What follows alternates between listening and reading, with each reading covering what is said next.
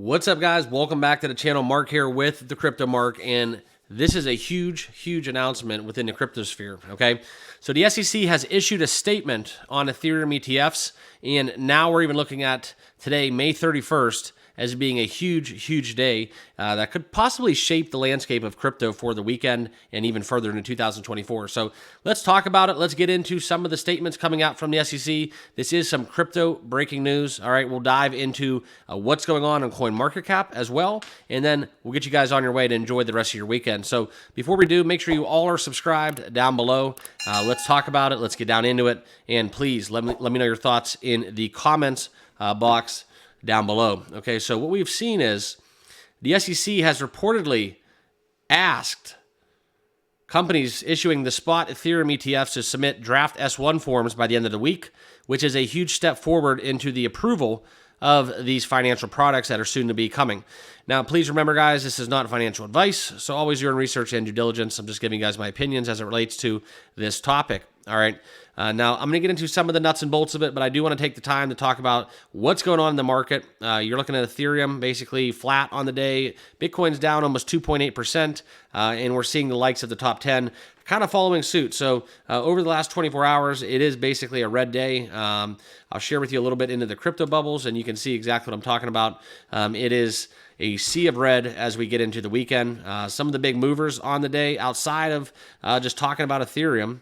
Okay, so on the daily, we have Alito DAO, we have Maker, OKB, Monero, Pepe, as always, Ondo's up again, and some of the other cryptos out there that we do talk about here on the channel. Okay, so that's kind of what we're looking at, and more so, we get into some of the bigger headlines within this, right? This is following the request of the May 23rd approval, where Forms 19B-4 were all submitted, and that was a huge milestone throughout the process for the Ethereum ETFs. And this is a lot of technical jargon, guys. I'm not a lawyer. I'm not a big SEC guy. I'm just telling you guys the news, and I'll give you guys my thoughts as we get further into it. But this is something where the only remaining step left to go before we do start trading is these S1 forms to come into force. Now, what this means for us, okay? So once we do start trading, tons of inflows, right? Tons of inflows of Ethereum. We saw this happen with Bitcoin, and it was kind of a buy the rumor, sell the news kind of event, but more so as we get down into it, this is something where this milestone, we could really start trading Ethereum ETFs within financial institutions very quickly. Now, this is something where the SEC is going to submit their first round of comments, all right, after they get those S1 filings. Okay, if there's any more changes, so on and so forth, it could cause another initial delay, all right? And that's where on the day that we had the ETFs approved, Van Eck responded by quickly filing that modified S1, so institutions are ready to go, okay? The big ones are ready to play ball. Everybody pretty much can't wait, all right? BlackRock, Grayscale, all those big ones, right? And now, this is one you can look for a couple more rounds of these drafts of these legal documents to take place before Ethereum ETFs are going to be ready. So this could be several weeks, could be several months. It depends on how fast the process moves. But one thing about it is this delay could be a good thing, right?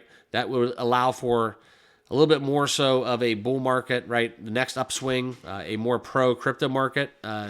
We'll see what happens. Nobody has a crystal ball. Nobody knows where the market will be in a couple months as we get closer to the presidential election.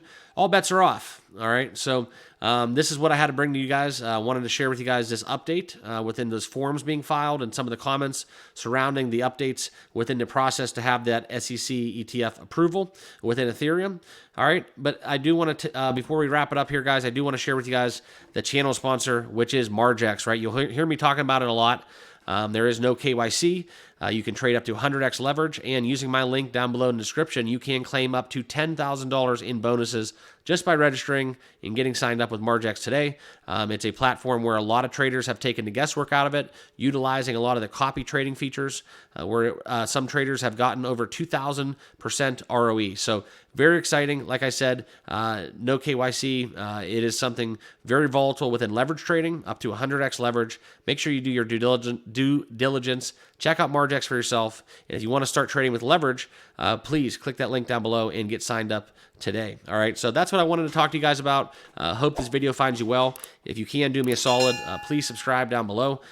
Crypto content daily. We're going to be covering the Ethereum ETFs all the way through kind of that first wave of approval, and we'll see what happens. So stay tuned. See you in the next video. Enjoy the rest of your weekend, and we'll see you all in the next video. Peace.